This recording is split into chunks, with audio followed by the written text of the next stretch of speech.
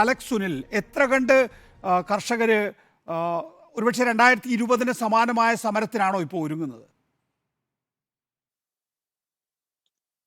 എനിക്ക് തോന്നുന്നത് ആ സമരത്തിലൊക്കെ അതിലൊക്കെ വലിയൊരു സമരമാണ് ഇപ്പൊ നടക്കുന്നത്. കാരണം അന്നത്തെ സാഹചര്യം നമുക്കെല്ലാം അറിയാമായിരുന്നു.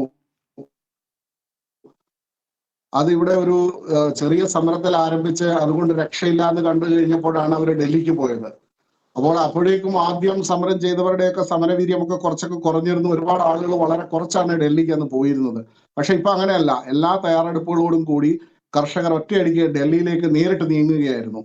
ഒരുപക്ഷെ എനിക്ക് പറയേണ്ടി വരും, തലസ്ഥാന നഗരിയിലോട്ട് ഈ കർഷകരെല്ലാം കൂടെ ഇരമ്പി കയറി ചെന്ന് കഴിഞ്ഞാൽ ഉണ്ടാവുന്ന അവസ്ഥ കണ്ട് ഭയന്നിട്ടാവാം BJP സർക്കാർ ഇത്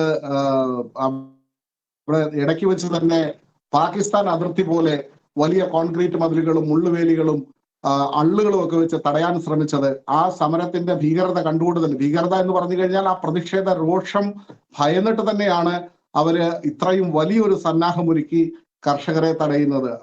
അതിഗംഭീരമായ ഒരു സമരത്തിനാണ് ഇന്ത്യ സാക്ഷ്യം വഹിക്കാൻ പോകുന്നത്.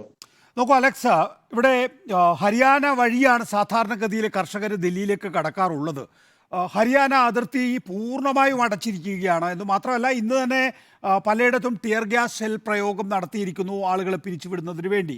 ഇനിയിപ്പോൾ ഡ്രോണുകളിലെ ടിയർ ഗ്യാസ് ഷെല്ലുകൾ ഡ്രോപ്പ് ചെയ്യുന്ന രീതിയിൽ ഇന്ന് പരീക്ഷണം നടത്തുകയും ചെയ്തിരിക്കുന്നു എന്നുള്ളതാണ്. അപ്പോൾ ഒന്ന്, അതിർത്തി അടച്ചു; രണ്ട്, എങ്ങനെയാണ് കർഷകരെ ഡൽഹിയിൽ എത്തിക്കാതിരിക്കാൻ കഴിയുക എന്നത് സംബന്ധിച്ച് BJP ഭരിക്കുന്ന ഹരിയാന സർക്കാർ നല്ല ഗൃഹപാഠം ചെയ്തിട്ടുണ്ട്.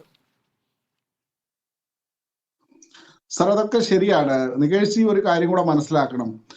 പഞ്ചാബിലെ കർഷകർ, അതായത് ഇന്ന് വരെ ഒരു കാര്യത്തിന്റെ മുന്നിൽ മുട്ടുമടക്കാത്ത ഒരു ഭരണകൂടമാണ് നമ്മൾ ഇത് കണ്ടിരുന്നത്. ഒരു കാരണവശാലും യാതൊരു വിട്ടുവീഴ്ചയും വരുത്താത്ത ഒരു ഭരണകൂടം ഡൽഹിയിലെ സമരത്തില് എടുത്ത നടപടി നമ്മൾ കണ്ടതാണ്. കർഷകർക്ക് മുന്നിൽ വളരെ ദയനീയമായി നാണം കെട്ട് മുട്ടുമടക്കേണ്ടി വന്ന ഒരു അവസ്ഥയാണ് നമ്മൾ കണ്ടത് ഡൽഹിയിൽ.